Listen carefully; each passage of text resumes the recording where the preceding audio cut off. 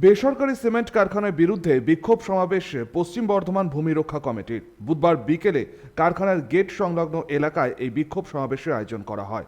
মূলত ঠিকা শ্রমিকদের প্রতি কর্তৃপক্ষের বঞ্চনার প্রতিবাদে এই বিক্ষোভ সমাবেশ বলেই জানান ভূমি রক্ষা কমিটির পক্ষে ধ্রুবজ্যোতি মুখার্জি। শ্রমিকদের দৈনিক মজুরি, ডাস্ট অ্যালাউন্স সহ বহিরাগত নিয়োগ বন্ধের দাবিতে এই বিক্ষোভ সমাবেশ। বিক্ষোভকারীদের হুঁশিয়ারি, আগামী 7ই মের মধ্যে এই দাবি দাওয়া না মানলে আগামী দিনে আরও বৃহত্তর আন্দোলন করা হবে।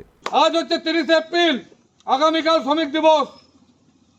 আমি আজকে নিজেদের মাটিতে দাঁড়িয়ে কথা দিলাম, যদি আগামী 7 দিনের মধ্যে শ্রমিকদের উপর হওয়া অত্যাচার বন্ধ না হয়, যে মাননীয় ব্যক্তিরা এসে কথা দিয়ে গেছিলেন তারা যদি এসে পাশে না দাঁড়ায়, তাহলে প্রয়োজনে ওই বোর্ডকাস্টটা এখনো আছে আর ধ্রুবজ্যোতি মুখার্জি এখনো বেঁচে আছে, আবার মঞ্চ বাঁধা হবে, আবার হিসাব হবে।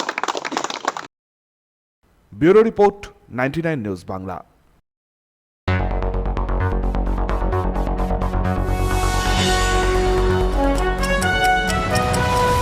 আপনারা দেখছেন 99 নিউজ বাংলা।